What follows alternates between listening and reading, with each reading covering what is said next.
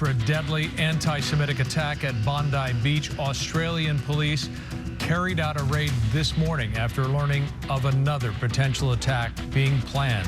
The latest developments coming up.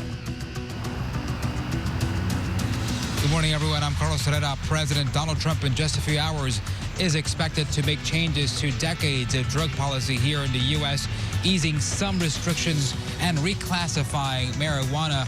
What that move could mean for millions of Americans. That's coming up next. Good morning. I'm Trevor Shirley, live in Washington. President Donald Trump continues to tout what he claims are his administration's economic successes, even as data shows many Americans are still struggling to get by. I've got that story coming up just ahead. Good morning. I'm Jessica Holmes. A miracle baby born right here in Southern California made headlines all around the world recently. Coming up, we're talking live with his parents about the rare delivery. Hey there, everybody. Good morning. I'm Melvin Robert. Carolina Wydra is going to join us. She stars in one of the most popular TV series on Apple TV. We're looking forward to that conversation in just a little bit.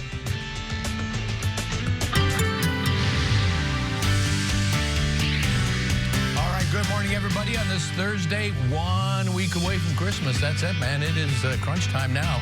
You got to get it done. If you don't, you're going to be late. Here we go with the weather today, too. Also absolutely beautiful. Mostly clear skies. Skies are already even clearing out in Long Beach. And temperatures, well, it's going to be the warmest for the next 7 days. And then it really cools down heading into Christmas Eve and the day before Christmas, where we're looking at getting some rain and much cooler temperatures. Coastal today, 72, 82 downtown. San Fernando Valley, 87 degrees. 72 in the high desert. Inland Empire, 85 in Orange County inland, up to 80 degrees. Frank, back to you. And we begin the 10 o'clock hour with this breaking news out of North Carolina, where a business jet crashed while landing at Statesville Regional Airport. That's about 45 miles north of Charlotte, North Carolina.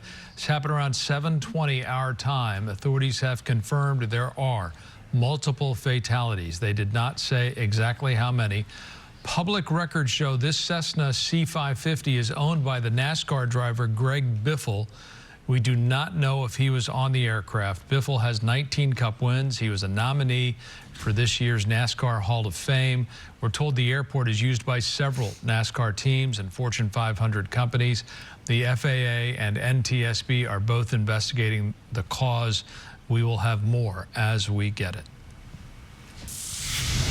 President Trump is expected to sign an executive order today easing restrictions on marijuana in the U.S. The president calling it a change many want to see. KTLA's Carlos Herrera live now in West Hollywood with details. Carlos, good morning. Hi, Jessica. Good morning. And this move could be the most significant change to drug policy here in the U.S.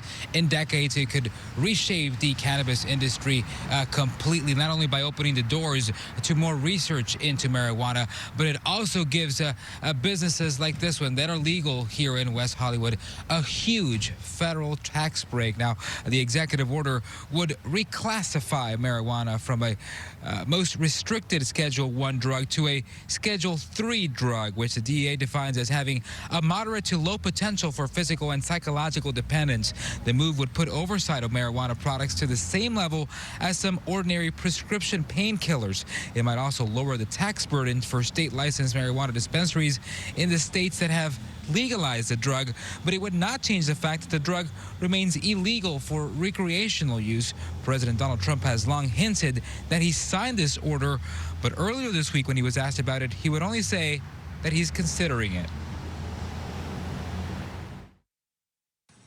People want to see it, the reclassification, because it leads to tremendous amounts of research that can't be done unless you reclassify. So we are looking at that very strongly. During the 2024 campaign, the president said he planned to vote yes on an unsuccessful Florida ballot measure to legalize marijuana recreationally. He wrote on Truth Social last year, quote, "I believe it is time to implement smart regulations while providing access for adults to safe, tested product. This morning, though, some lawmakers, even some within his same party, remain wary about the potential executive order, claiming it would falsely signal that the drug is safe and medically proven. They've urged the president to leave marijuana in the Schedule 1 category because it applies to substances with a high potential for abuse. This morning, the expected move, though, generating mixed reactions from residents here in West Hollywood. More research has to be done. I don't think it's the wonder drug. However, I don't think it's also as bad as it seems out to be.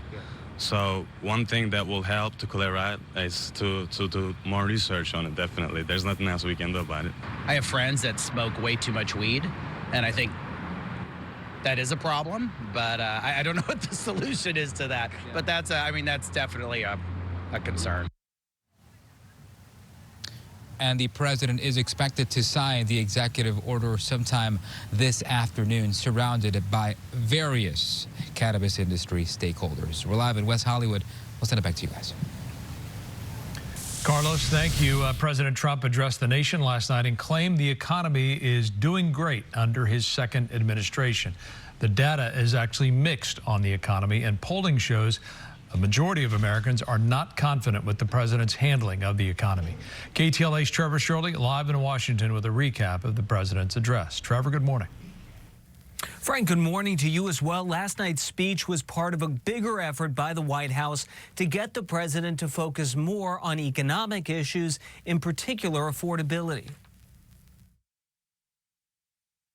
In a rare primetime address from the White House Wednesday, President Donald Trump insisted the economy is doing much better than data shows many Americans feel. Over the past 11 months, we have brought more positive change to Washington than any administration in American history. But a new Emerson University poll shows only 41% of Americans approve of the president's handling of his job, down 9% since he took office in January. That same poll also showed a plurality of those surveyed gave the president a failing grade on the economy, affordability, and health care. After just 1 year, we have achieved more than anyone could have imagined. During the roughly 19-minute speech, the president highlighted what he says are his administration's economic successes, while blaming any shortcomings on the Biden administration. The price of eggs is down 82% since March, and everything else is falling rapidly. And it's not done yet. Recent data shows the price of eggs and gasoline has fallen since President Trump returned to office. However, the Department of Agriculture says food prices in general are expected to rise 3% in 2025. I've secured a record-breaking $18 trillion of investment into the United States, which means jobs, wage increases, growth, factory openings, and far greater national security. Much of this success has been accomplished by tariffs. But many economists believe the president's tariff policies are directly related to higher prices across the board for the American consumer, costing the average family around $1,700 more per year, according to the Yale Budget Lab. Data out Thursday morning shows inflation did slow slightly in November at 2.7% year over year, less than the 3.1% many economists predicted. So at what point does it become the Trump economy? Well, it's a Trump economy now. Our policies are changing people's lives. But when are we going to be able to point to numbers and say that we fixed the problem, we filled the hole that Biden dug? You know, that'll depend. But for Americans still struggling to make ends meet, President Trump tells them to wait just a little longer. We're poised for an economic boom, the likes of which the world has never seen. Now, the president's expected to take his economic message on the road over the next couple of weeks. Keep in mind, recent successes by Democrats in recent elections have continued to show that affordability remains a top issue for many voters. That's the latest here in Washington. We'll send it back to you guys in L.A.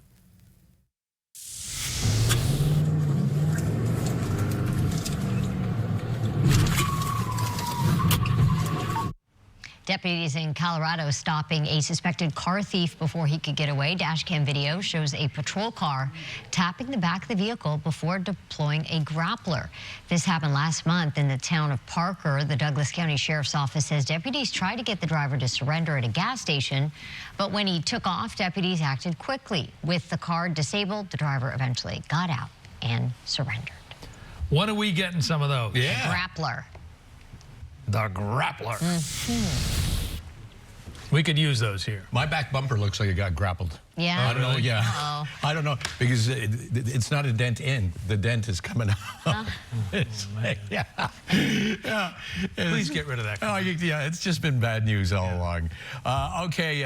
Let's go to the weather forecast, which is going to be good news for today, and then cooling down over the weekend and cooling down for the beginning of next week with rain in the forecast. Haven't said that word in a long time. Temperature right now is 60. It's 1 degree warmer than yesterday, and the relative humidity is still up there at 80%. Almanac, we were 1 degree above the average. 68, 67 is the average.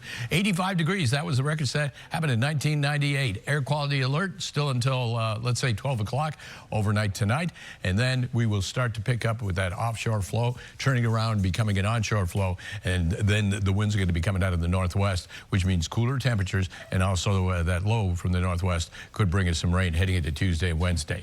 70 will be the high in Santa Monica, 85 for Van Nuys. El Monte, 82, 83 in Ontario. In Palm Springs, with a daytime high of 84 degrees. Ventura County inland, 80. That goes down to 69 to 68. And then you drop all the way down to 64 and 62 degrees for Tuesday, Wednesday, with rain in the weather forecast. Santa Clarita Valley, 82, 66 on Tuesday, Wednesday at about 62 degrees. Los Angeles, 82.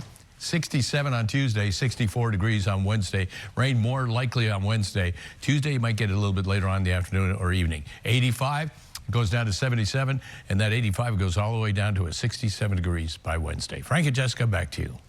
Mark, thank you. Coming up, we're live with a new report on the health impact of January's fires. And just days after the terror attack